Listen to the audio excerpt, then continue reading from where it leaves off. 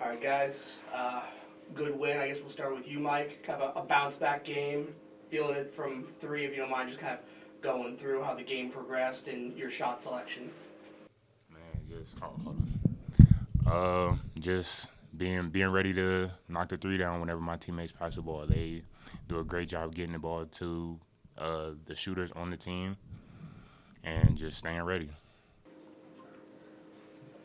This question's for Enrique. What did you guys see in the second half that you didn't see in the first half that you guys were able to make a run and pretty much never look back after you took the lead?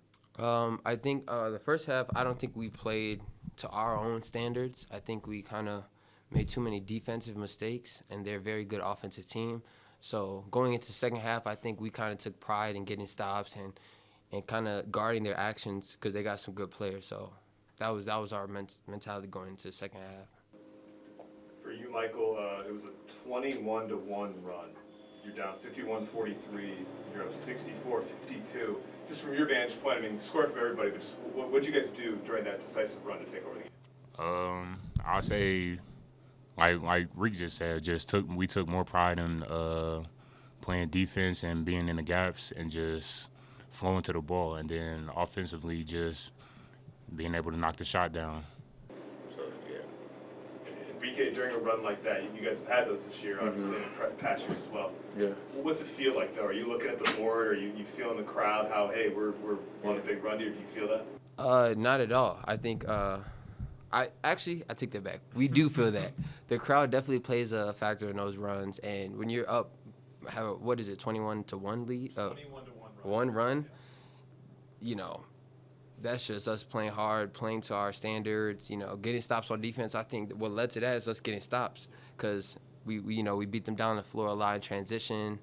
That's about it. That's how we feel. Definitely the crowd. I think the bench and everyone, when you get on a run on a team, everyone gets hyped. So yeah. Your free throw shooting tonight was pretty good, obviously. It was this past game as well. Just have you been putting more time in practice or just taking a deep breath? Yeah, I definitely, I think I struggled a lot mentally in the beginning of the season, so I kind of just been focusing on the mental side of the free throws, like getting over myself in my head and just shooting them, knocking them in. I shoot them every day. So. Enrique, it's kind of noticeable you had some lesser minutes. Was that just due to the fouls, or was it because of the rotations? Can you speak on why you kind of had some more time on the bench today? Well, I think definitely the minutes are controlled by Gross, but I think it was because of I got a little bit of foul trouble. I got the one on the baseline, and then I had one guarding number 7 on the two-hand check. So it definitely got into a little bit of foul trouble in the first half. Then this next one's for Dawson. You guys have been playing a lot more, especially with these MAC games, spreading the floor on who's actually playing a lot. Can you speak on some guys that you're now playing with, like Scott, and just guys like that aren't like the starters? So I feel like Shamar Scott and Caleb Thornton, those are two great players that we got out of the portal, and I feel like with Caleb, he can actually space the floor, and he he got his last goal in assists. Yeah, he got the MAC in steals and led his team last year in assists. So I feel like that was a good pickup for us. And then Shamar Scott is just all around. He could hoop, like he's all around hooper. He could do he plays defense too. That's one thing that kind of I feel like surprised everybody on the team at least is how good of a defender he is. So yeah. And can you both just kind of speak on the physicality of this game and the amount of fouls that happened tonight? I mean, they have a good rebounding team, so we knew going into the game we definitely had to block out and be very physical. And they have some physical guys too, so it was definitely an emphasis going into the game. Could we have not gotten in that much foul trouble? Yes, but sometimes it goes down like that. So. Yeah. For Michael, we talked earlier this season about the torn Achilles. Mm-hmm. Everything good there? You still feel like you're rocking? Oh yeah, I still feel 100%. Yeah. Still feel 100% for sure. Okay.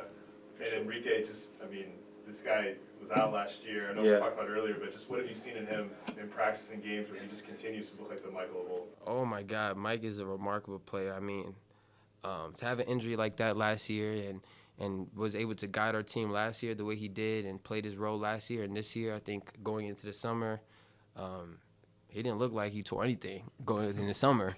And now, even in the off season and in the season, he still looks great. I mean, and over time, I think with our team, we're kind of figuring out how to get shots to everybody, how everybody's going to flow. And what makes our team so good is because we got guys like Mike. Not only can he shoot, he can rebound, he can defend. He adds so much more than just shooting, and he adds energy. He's a rough rider. Nobody knows what that is, but he's a rough rider. But yeah, he's a remarkable guy, great teammate, just amazing.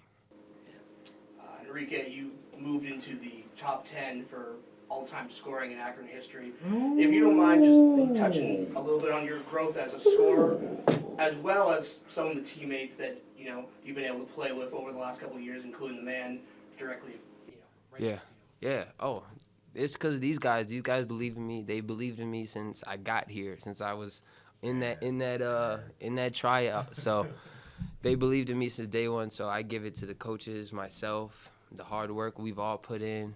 And my team and everybody, my family, it's just amazing. And then playing with C-Jack, Cheese, Ali, Greg, all those guys, and seeing how they score and how aggressive they are, Zirius, DR, I just learned it from them, and then trying to live on their legacy, live on this Akron legacy.